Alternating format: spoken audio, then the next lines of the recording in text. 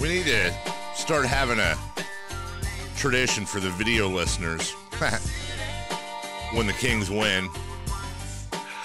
Thinking of wearing that rainbow wig or something that we got. Needs to be something. Although, that might get out of hand. The win wig? The win wig. Would that be a wing?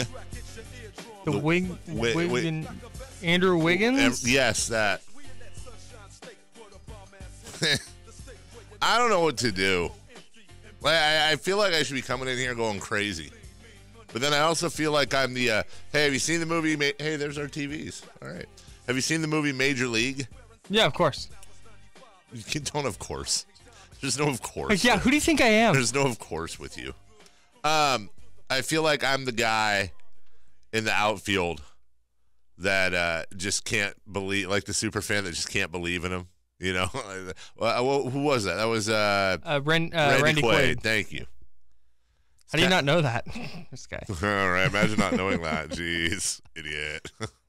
Yeah, I don't know how to react to all this. It's weird. I'm like weirdly numb, and I'm just waiting for the other shoe to drop, which sucks because I think Kings fans, I think they want to tune in and hear us go crazy. But I can't do that yet. Like, first off, it's a long season. You have to pace yourself. My 50-win prediction looks fantastic. It looks really good. If they win 4 out of every 5 games, I think they make the playoffs. That's just my opinion. I don't know, man. I'm just waiting for what's it gonna be. It might. By the way, it might be De'Aaron Fox being out for God. This is such a good way to start this show. What? Just Kings get this huge win. They're 4-3. They've won 4 out of 5, and you're going, well, let's just wait for the shoe to drop. Yeah.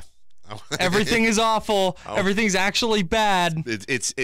I'm actually. They might as well be 0-7. I'm kind of upset that they won because it's gonna hurt that much more now when they start losing. Stop. That's the problem. No, it's not. Everyone's gonna get excited. If they lose a few in a row, you're gonna be able to go, yeah, but hey, you remember that stretch? Like, it's there with this team. We're seeing it. They're not even doing anything particularly special. They are running teams out of the gym. All right, so what happens if they end up winning? Remember we talked about, like, if they won 25 wins, and I think one of the questions you posed was, yeah, but what if they win 25, but they end up winning like 7 out of their last 10? Would you be more excited at the end of the year? And I think I said, yeah, that would be the way you'd want to do it. Well, what if the 7 out of 10 comes at the beginning of the year and they still only win 25? All wins are created equal. So you're saying like that the last 3 outs are as easy to get as the first 3. That's called a callback. Like, would it be? It wouldn't be the same feeling though. Like, I want that at the end of the year. No, for sure. Not at the and beginning. I think, and like I said, with what this team's doing, they're probably not a playoff team. More than likely not a playoff team. But you have to be very encouraged by the style of basketball you're seeing, and the fact that this team is still so young. They're still figuring it out. Yeah. And they're still having success with this style. This style that the front office is trying to build a team to run. I mean, you can tell what the strategy is. You could see that last night. And it's a good one at this point, which is run everybody off the floor. Just run them out of the gym. Your average age is 14 and a half years old. Accurate. And you have a bunch of guys who have been drafted to run guys off the floor. Willie's playing great. He's really, really playing excellent. What? Nothing. Oh. I thought you were looking at me because I thought you thought I made a pun. No. Wait, you made a pun? No. Oh. I said really, really excellent, but I can see where you thought I said Willie excellent. Yeah. It's actually kind of funny. That's a little bit funny. Hang on, can we do that again? Willie Cauley-Stein's playing really well. Yeah, he's playing Willie excellent. If he keeps playing like this, it's going to be a tough decision too. Yeah, that will be a fascinating storyline, kind of under the table storyline. I think the thing is that a lot of Kings fans are saying, well, if he keeps playing like this, we've got to re-sign him. All right, even if I were to allow for that in the courtroom, okay, but understand if he keeps playing like this, he's going to command $20-something million a year. Right. Like it's a tough. You're not getting him for $4 and $60 if he keeps playing like this. Right. He's going out there and he's signing like a 4-year, $80-90 million deal. Someone's going to give it to him. Yeah. That's going to be a decent chunk of your offseason cash. A guy who can give a team 20-10 in a small ball lineup is valuable. But if he's playing like this, he's might be worth that. He's only 25. If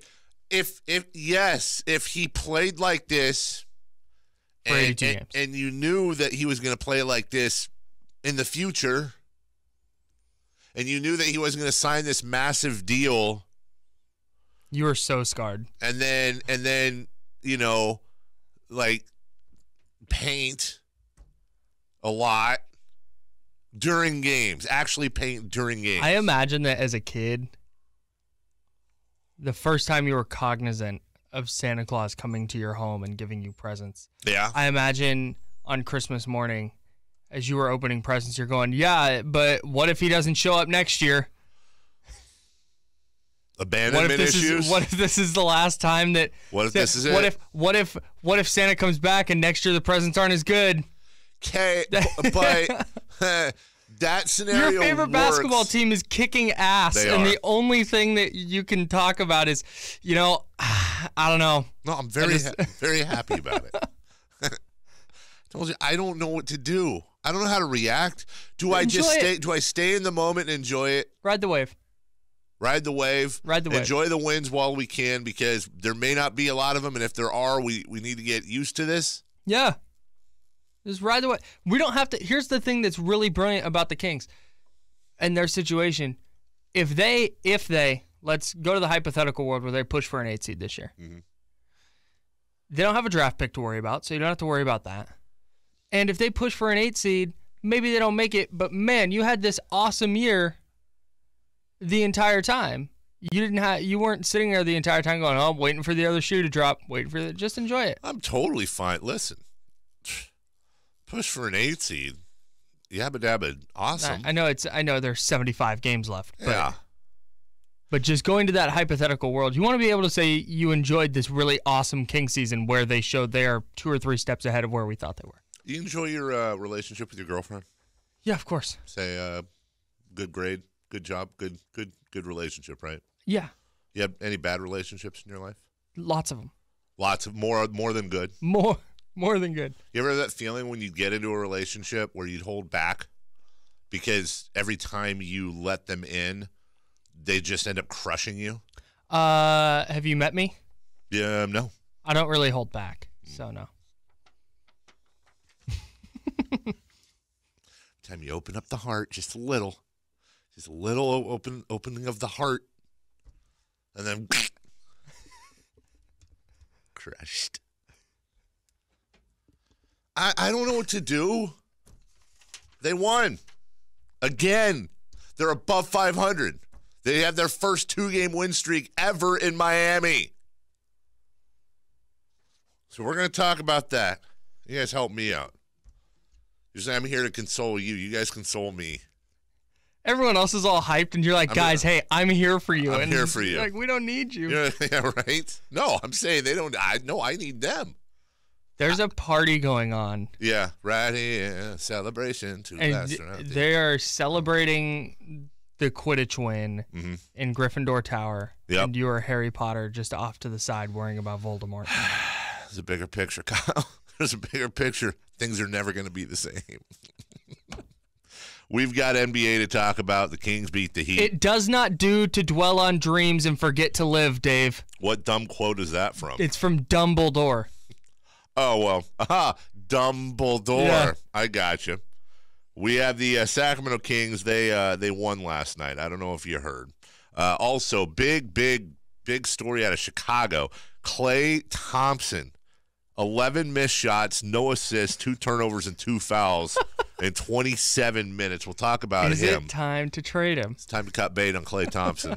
And football happened, and there's another Kings game tonight. So let's do this. Let's have fun. Wait, did you not see what he did? Would he do something? Yeah, I just read you his stat line. I just read it to you. We'll be right back with Morning Brew on Sports 1140 KHTK. 9.5 minutes still left in the ballgame. Belly straight away for 3. Oh, sweet. Bielitsa knocking down the triple. The third one he's made in 6 attempts. He's got 17 points. 102-90 in favor of Sacramento. Hey, the Sacramento Kings. The Sacramento Kings are above 500 after 7 games. They're 4-3. I want to go back to that specific play. That was right after Bielitsa got mixed up with Bam Adebayo. And comes down the next possession, catches it like 3 feet beyond the arc, and buries it. Yeah, that was some... For what was effectively the dagger. That was like, hey, Bam, in your face. Bam.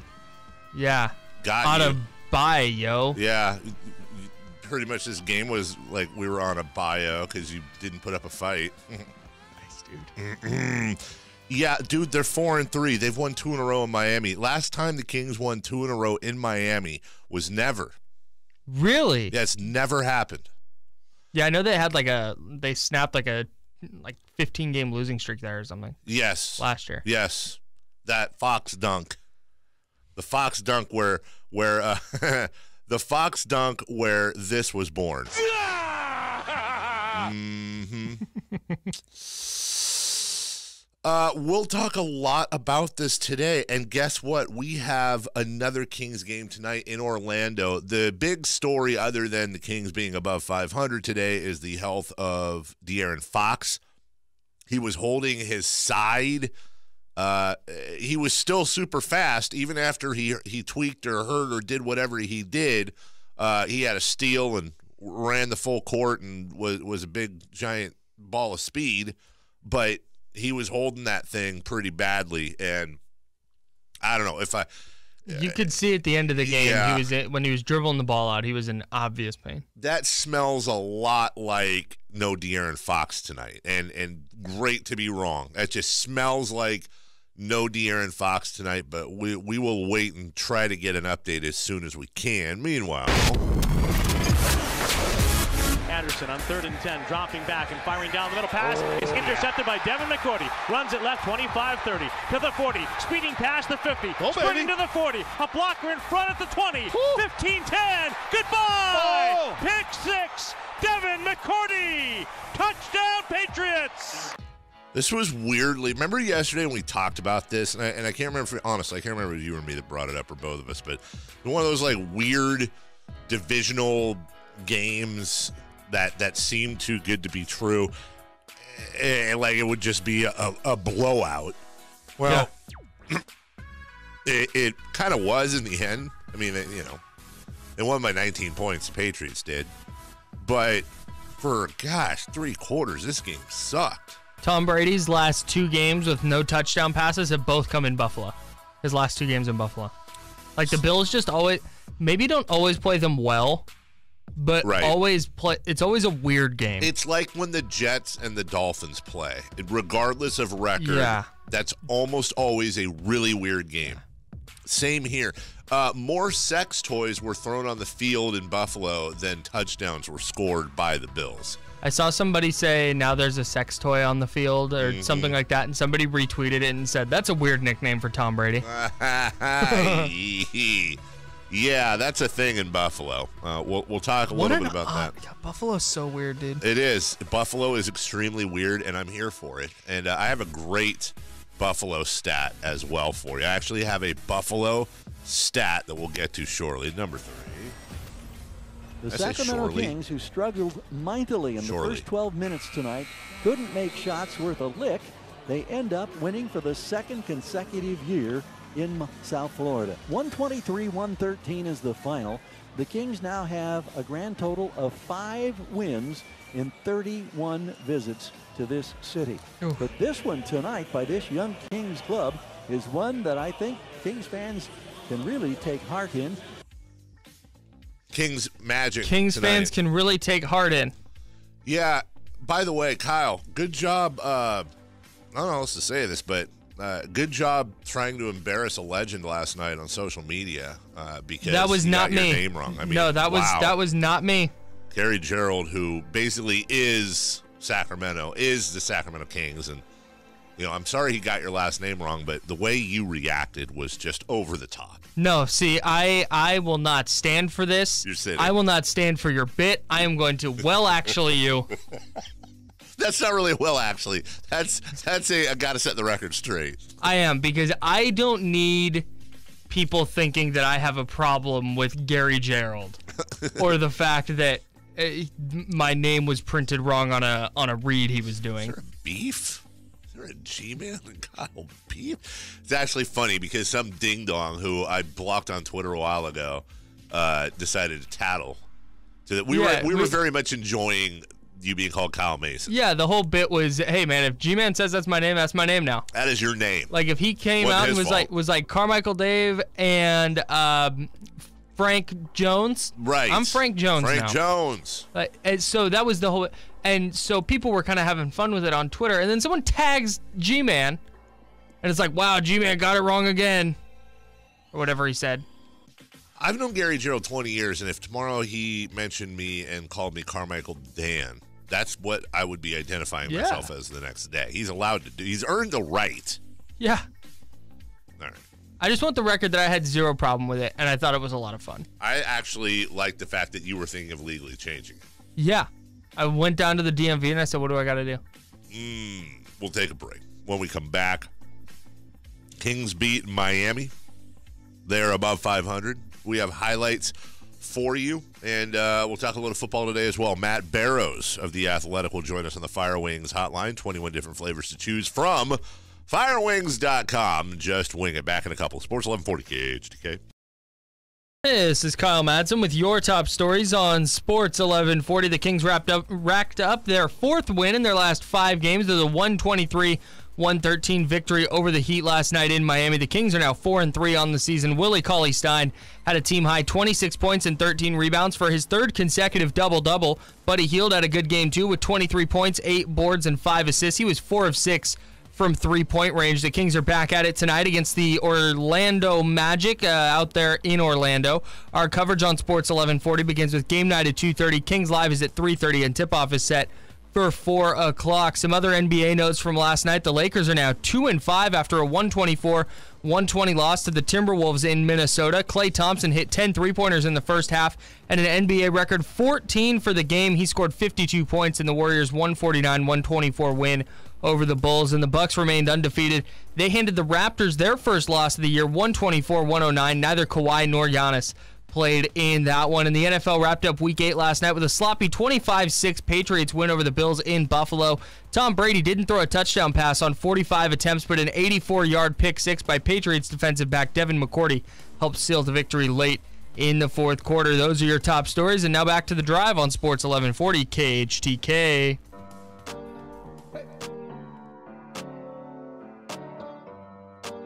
Here we go. The drive continues now. Willie ahead to De'Aaron Fox. Quickly to the front court, waiting for Farrell and Cauley-Stein to catch up. Now he shoots for 3. Scores the triple. De'Aaron Fox from downtown on the left wing. Only the second one that Sacramento's made in 10 attempts. And just like that, the Kings, who were down 12 a moment ago, are within 5. And Eric Spoelstra has called timeout. De'Aaron across the midcourt line. He'll go for a transition strike. 3. It rattles in and out. Grabbed by Cauley-Stein. Left hand put back. Score the basket. And Sacramento's on top at 49-48. First 2 ball fakes by Shump. Now he dribbles with the left hand into the paint. Pocket pass goes to Cauley-Stein and a quick rip. Willie Cauley-Stein from Iman Shumpert. And the lead expands to 6 at 64-58. High screen from Bagley, hooks the pass back to Marvin. He's going to try for 3. He's got the triple. Extended arms from courtside from Costa Koufos, who saw that one coming. He had his arms raised before the shot left his hand. Kings now lead at 82-65. Richardson comes up empty at the rim. Rebounded by Hield. Fouled in midcourt? No whistle. Saved by Costa Koufos. Slip pass inside Bagley, and he scores with a power flush. 89-74. De'Aaron finds a seam. He's going to the rack. He reaches in traffic and scores with the left hand. He got jostled and bounced twice, and he comes up on that reach, reaching back and holding on to his low back above the right hip. That is not a good sign, but it was an awkward lean. De'Aaron Fox straight away, throws to the left wing. Iman Shumpert is open, got a great look, hits the triple. Iman Shumpert, remember the great start he had in a game when he knocked down 4 3-pointers in the early season from downtown? Well, he just hit a huge one right there for Sacramento. It's the 11th one the Kings have made in 24 attempts. The Sacramento Kings, who struggled mightily in the first 12 minutes tonight, couldn't make shots worth a lick. They end up winning for the second consecutive year in South Florida. 123-113 is the final. You know, they really got to see me play as much, so when I get a chance to play in front of them, I try to lock in as much as I can and come up with a good game. And it was fun today, get the win, of course, but also come close to home, play in front of my family, and get to see them a little bit. Did you eat a lot of home cooking? I mean, being here in Miami is just like being back in the Bahamas. So you got some of that familiar cooking in your system that helped your game? Yeah, I got some Caribbean food in my system. My brother came out of the hotel and stopped by as soon as I touched down to bring me some food. So it was cool, man, to get that taste back in my mouth. And cause I usually didn't get that all the way in California. That's way up north, so it was good. That's Buddy Hield, preceded by a lot of highlights from last night. One we want to stand out was Willie Cauley-Stein. Cauley-Stein again flying to the rim on a full push. There was no Whiteside to challenge that time, and Willie Cauley-Stein has brought the Kings to within one with over 4 minutes to play in the opening quarter. That was your Peckus Brothers moment of the game. Get the spectacular backyard you've always wanted with a beautiful Peckus Brothers patio or sunroom. Best price, best value, guaranteed every day. Peckus Brothers. Here's a little bit from Dave Yeager. I think of Willie, his desire, his will to win tonight. He's Hassan is we had him in Memphis. He's a good player, and he's big. He's always around the rim. He didn't go away when Hassan got an early block, and he ran so hard and didn't get the ball, which is just a great lesson. He kept running, and now all of a sudden he gets some of those balls, and he ends up with a terrific. It doesn't matter because by him running, opened up everything else. De'Aaron's getting shots at the rim, and Buddy's getting kickouts, and Demon, finds a couple jumpers, and so it's a team thing. Yeah, you're talking about Hassan Whiteside last night, who had a great game. 16 points, 24 boards, and 5 blocks in 29 minutes, but really was a battle of the centers. Willie Cauley-Stein had a team-high 26 points to go with 13 boards. 0 turnovers for Willie on 11 of 17 shooting. And right now he is playing the most consistent basketball of his professional life, and it's good to see. Well, and something I thought was interesting was because I was listening to the start of the game and I was not watching, and Matt George observed that Willie looked hesitant to go to the rim against Hassan Whiteside.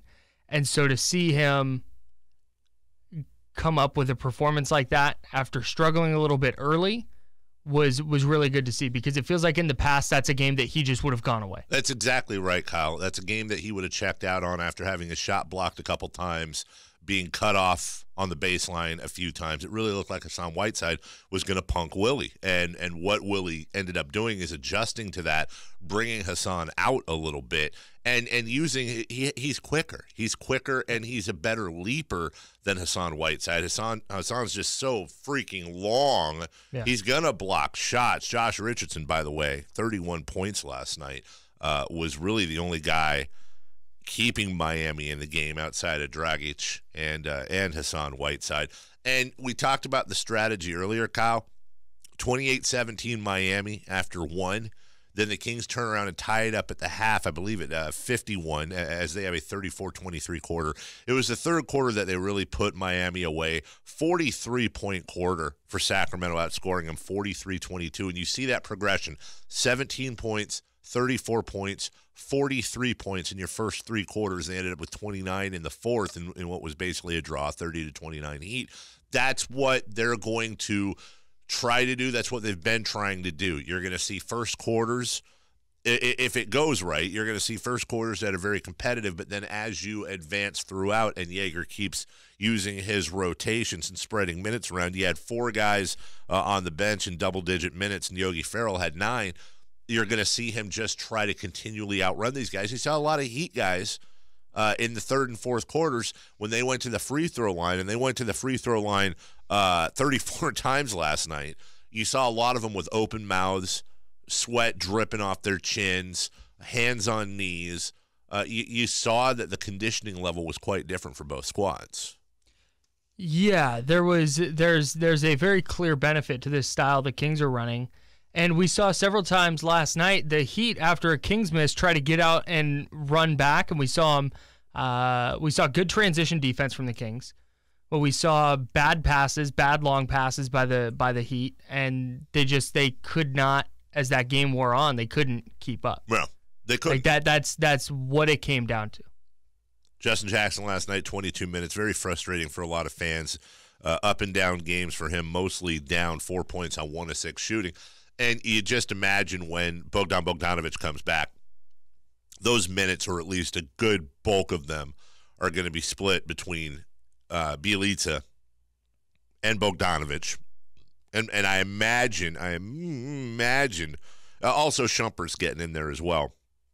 He got the start last night, 27 minutes. Not the best game for him, but he did play some decent defense. Buddy Hield was also the story. This guy was all over the place. 23 points, 8 boards, 5 assists, 2 steals, and a block on 8 of 14. He hit 4 out of 6 of his threes. That's the type of night you want out of Buddy Hield.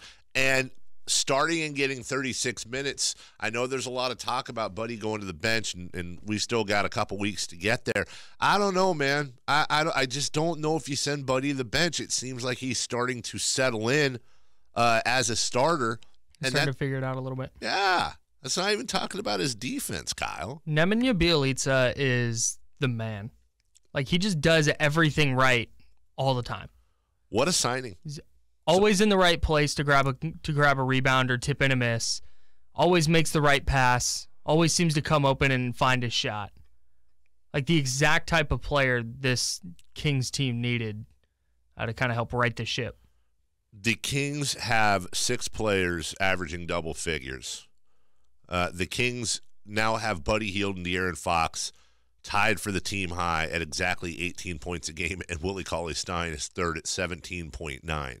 So you have a trio of guys scoring 18 a game, backed up by 3 other guys that are in double digits. And then, oh, by the way, you got 2 guys averaging 8, 1 guy averaging 7.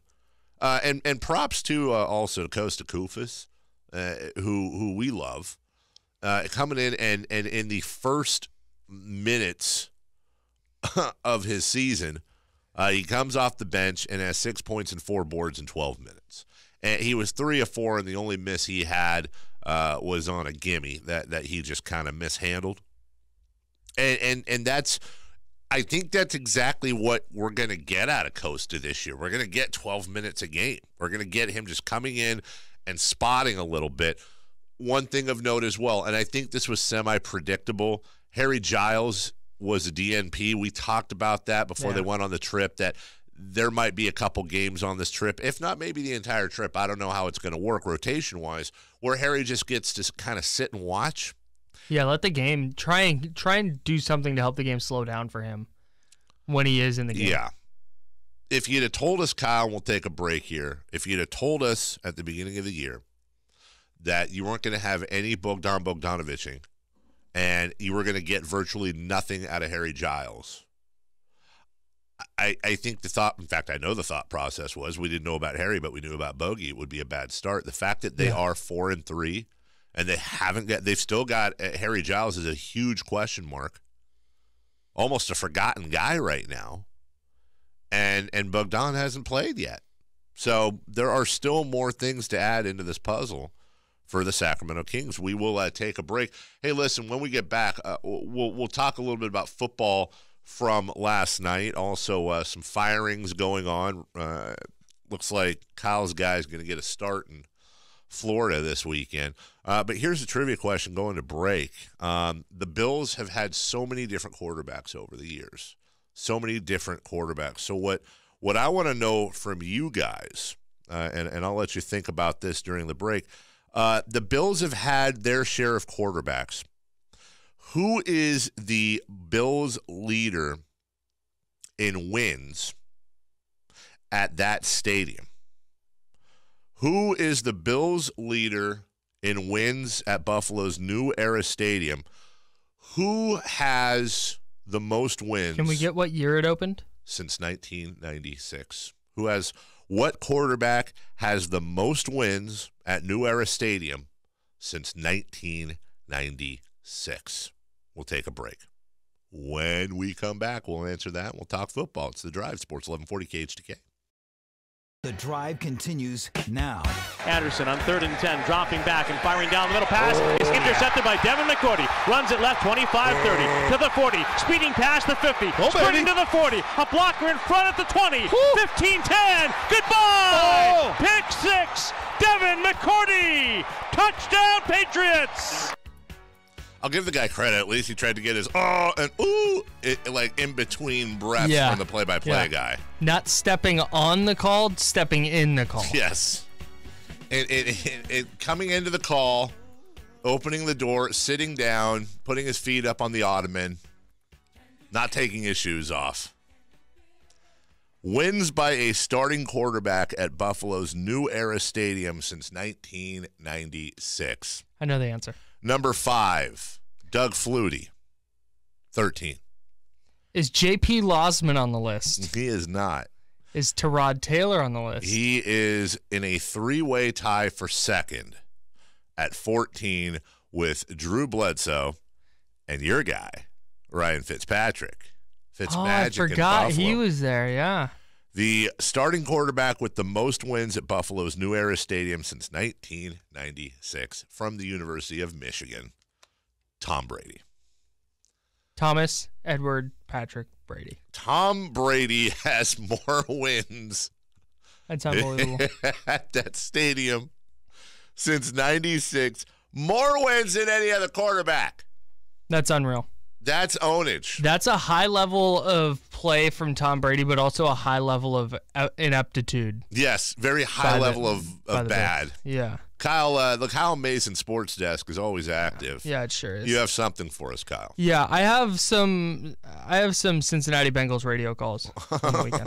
Oh, do you? Catches a shotgun snap, 3-step drop, guns it over the middle, intercepted in the end zone by Sean Williams. He decides to run it out. He's coming toward the near sideline at the 10, the 20, and he'll be shoved out of bounds by Chris at the 25-yard line. Oh, that worked out. Winston rolls right, being chased by Sam Hubbard. His pass deflected and intercepted by Preston Brown. Running back to the 30, the 35, the 40, and he is shoved out of bounds. Sam Hubbard deflected it, and it floated right into the hands of linebacker Preston Brown. 3rd down and 6 from the Tampa Bay 9 with the Bengals. You'll notice a 7 pattern. Shotgun snap. Dalton guns it into the end zone. Caught for a touchdown by Tyler Boyd. Has nobody talked to this guy? Goal from the 8-yard line for the Bengals. Dalton hands it off to Mixon with a head of steam. He will waltz into the end zone. An easy touchdown for Joe 2 more. Mixon. Oh, I could do this all freaking day. Shotgun snap. Winston. The game-winning field goal is the best pass, one. Intercepted. Running it back is Bates. Touchdown. Bengals. A pick 6 for rookie Jesse Bates. The first of his NFL career. Give me the game winner. Here you go. Huber puts it down. The kick from Randy Bullock is on its way. It is good. Yeah. And Randy Bullock has just kicked the Bengals to a 37-34 win at the gun. You know, here's the thing. While you were doing that, I looked up something because I first off, I had to know who that was. That's Dave Lapham and Dan Horde on the call. Lapham, the play-by-play guy. But what I find funny is I'm going to show you a picture of them. You couldn't pick either of these guys out of a lineup, correct? Correct. Okay, that true story. You could give me 500 people. Sure. And I would believe that any of them was the Bengals radio people. So I'm going to show you a picture of the two of them, and I want you to be honest here. Okay. This isn't a bit. Okay. Drink. I want you to be honest and tell me how long it took you to guess which guy goes, ah! Okay, ready? Okay. Here we go. I'm turning the computer around. Okay, I found it. For you video watchers, which guy do you think is the guy that goes, ah! Yeah! If you said the guy on the right, you're wrong. He just looks like a Dan Horde. He absolutely does. 100% drink. How has nobody gone to that guy and been like, because we've had some fun with Bengals radio calls before. Yeah. How has nobody gone to that guy and been like, hey man, like, hey man, like, scale it back. You're the color analyst, not the hype man. Sounds like a Migos track with the ad lib. I mean, seriously, figure it out. And if you're the play-by-play guy, what a crappy position to be in. Yeah. You have this guy yelling over you the whole time. Now, shout out to the play-by-play guy because you can tell it doesn't fluster him at all. He just bashes his way through it. But he probably goes home and downs a fifth of scotch and just definitely takes a bat to a heavy bag. Just rails against Dan Horde. Just shut up. Hey, you know who shouldn't shut up? Jimmy Buffett. We got a pair of tickets to see Jimmy Buffett and the Coral Reef Band at the Golden One Center on March 16th. Get more info at khtk.com. All KHTK giveaways are powered by RosevilleAutomall.com. We'll give those away in the third hour. Are you telling me the segment's over? Yeah. Okay.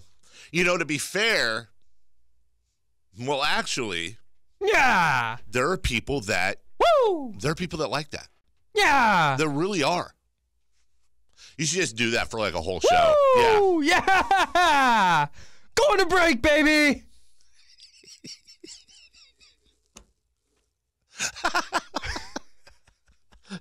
All right. All right, we're Got back. Him. We'll be back in 4 minutes. Woo!